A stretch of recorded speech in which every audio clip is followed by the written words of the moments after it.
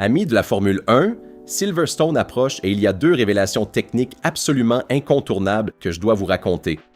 La première concerne le nouveau mécanisme de l'aile Macarena, mis au jour grâce au cliché de Roberto Chinchero. L'actionneur qui commande les deux volets qui se retournent lorsque l'aile réversible s'ouvre est dissimulé dans la cloison latérale de la SF26, une âme cachée de la Rossa. À Silverstone, nous allons découvrir une version évoluée, avec un espace accru entre les deux volets mobiles et le profil principal, visant directement une augmentation des vitesses de pointe. La deuxième révélation concerne un doute énorme sur les freins Carbon Industries de Ferrari, car à Silverstone, le système de freinage mécanique n'est sollicité que 8% du temps total du tour. Et les Carbon Industries ont besoin de températures bien plus élevées pour fonctionner correctement par rapport au Brembo, avec une différence de 150 degrés sur le seuil de déclenchement. Et puis, il y a Fred Vasseur, qui dans les colonnes du Corriere della Sera a lâché l'aveu le plus lourd de la saison. Sur certains tricks de la Power Unit, les rivaux ont été plus forts que nous. Certains éléments, Ferrari ne pourra les modifier qu'en 2027. À cela s'ajoute la surprise autour de l'adduo Mercedes, qui pourra intervenir une fois en 2026 et une fois en 2027, ainsi que le retard Ferrari sur le thermique estimé entre 6 et 8% par rapport à la référence Red Bull. Si vous ne voulez manquer aucune actualité sur Ferrari et sur la Formule 1, laissez un like à la vidéo et abonnez-vous à la chaîne pour rester toujours informé. Cela dit, commençons sans attendre l'analyse détaillée. Partons directement de la véritable bombe technique du week-end. L'image de Roberto Chinchero nous révèle une particularité extraordinaire de la SF26. Voici enfin dévoilé l'actionneur qui commande les deux volets qui se retournent lorsque l'aile réversible s'ouvre. C'est un détail incroyable car le mécanisme est dissimulé dans la cloison latérale de la voiture, une position d'une intelligence remarquable qui permet de soustraire au regard des adversaires le fonctionnement de l'une des pièces les plus délicates de la monoplace. L'aile Macarena figure déjà aujourd'hui parmi les plus efficaces de la grille aux côtés de celle de Red Bull. Et c'est précisément grâce à cette architecture sans pylône central que Ferrari a réussi à construire un avantage aérodynamique considérable. Mais il y a maintenant quelque chose d'encore plus impressionnant, car les aérodynamiciens dirigés par Diego Tondi travaillent sur une évolution encore plus poussée de ce composant. Et c'est là qu'arrive la nouveauté qui pourrait bouleverser les équilibres. En Grande-Bretagne, nous allons voir une version évoluée de l'aile réversible, et le concept est à la fois très simple et parfaitement ingénieux. Dans la phase Macarena ouverte, on devrait en effet observer un espace accru entre les deux volets mobiles et le profil principal, visant directement une augmentation des vitesses maximales. Cette mise à jour est indispensable pour réaliser une belle performance à Silverstone, où la vitesse de pointe est primordiale, et où la SF26 avait déjà montré des limites importantes en Autriche, quand Hamilton avait ouvertement dénoncé que la puissance s'épuisait en fin de ligne droite.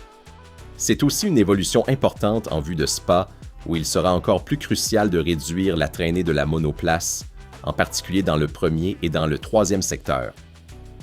Quand vous payez un déficit sur la puissance moteur, la seule voie possible est de rendre la voiture la plus efficace possible sur le plan aérodynamique, et c'est exactement dans cette direction que Ferrari travaille. Voyons maintenant pourquoi le tracé anglais n'est pas du tout favorable à Ferrari. Silverstone exige un faible appui aérodynamique et se caractérise par de nombreux virages à moyenne et haute vitesse qui ne mettent pas en valeur les qualités de la SF26, laquelle s'exprime davantage dans les virages lents. Le circuit mesure 5891 mètres avec 18 virages au total et les mythiques enchaînements de Maggots, Beckett et Chappell génèrent des charges latérales très élevées qui sollicitent considérablement les pneumatiques. Les vitesses moyennes élevées et les nombreux virages rapides imposent un compromis très délicat entre appui et efficacité. Attention cependant à un détail préoccupant sur la recharge d'énergie. Selon les ingénieurs Brembo, Silverstone appartient à la catégorie des circuits peu sollicitants pour le système de freinage, avec un indice de difficulté de 1 sur 5. Cela signifie que la gestion de l'énergie sera bien plus complexe et que la recharge de la batterie favorisera, comme souvent, les équipes motorisées par Mercedes. Et maintenant, le doute technique qui alimente toutes les conversations dans le paddock.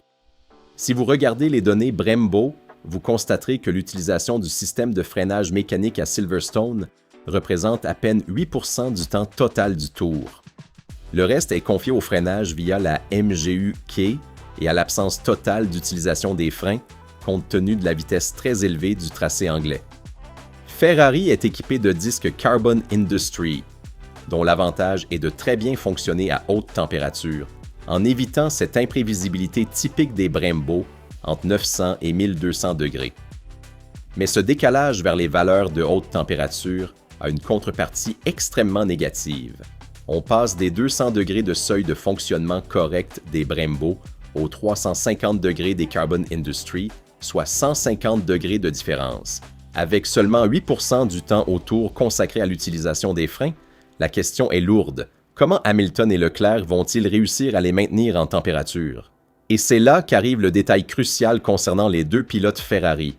Leclerc souffre bien plus que Hamilton des problèmes de température des freins, ce qui fait du Monégasque le pilote le plus exposé pour ce week-end anglais. Hamilton saura-t-il compenser ce que le règlement de la Formule 1 2026 impose sur l'utilisation de la MGU-K au freinage, en exploitant peut-être sa plus grande familiarité avec les Carbon Industry pour surmonter ce refroidissement excessif des freins? Tout reste à voir. Nous verrons ce que Ferrari décidera en matière de dosage du freinage mécanique afin de faciliter l'atteinte de seuils de température plus favorables au bon fonctionnement du système. Ce circuit est sans conteste moins propice à l'emploi des Carbon Industry au regard du règlement de la Formule 1 2026. Reverrons-nous un Leclerc au visage mélancolique et perplexe, ou observerons-nous une attitude différente de la part du pilote monégasque? Et voilà maintenant la bombe lâchée par Fred Vasseur dans son entretien au Corriere della Sera. Le directeur de l'équipe a défendu les choix conceptuels de son groupe de travail avec des mots très forts. C'est une combinaison d'éléments. Nous avons fait des choix précis sur le châssis et le comportement de la voiture. En poussant davantage dans cette direction que sur le moteur, je pense que c'était la bonne décision. Mais vient ensuite l'aveu retentissant. Il y a des éléments de la Power Unit que nous ne pourrions modifier que l'année prochaine, car sur certains tricks, les rivaux ont été plus forts que nous. Vasseur fait référence à de petits raffinements techniques que les concurrents ont mieux interprétés, et il a reconnu que même la Duo 2, prévue au retour de la pause estivale avec l'introduction d'un turbo plus grand, ne suffira pas à les intégrer. L'objectif de ces modifications est donc directement orienté vers 2027. La genèse d'une nouvelle Power Unit nécessite 6 mois de développement et les délais liés à l'utilisation de nouveaux matériaux comme matières premières ne peuvent que repousser les échéances à 2027.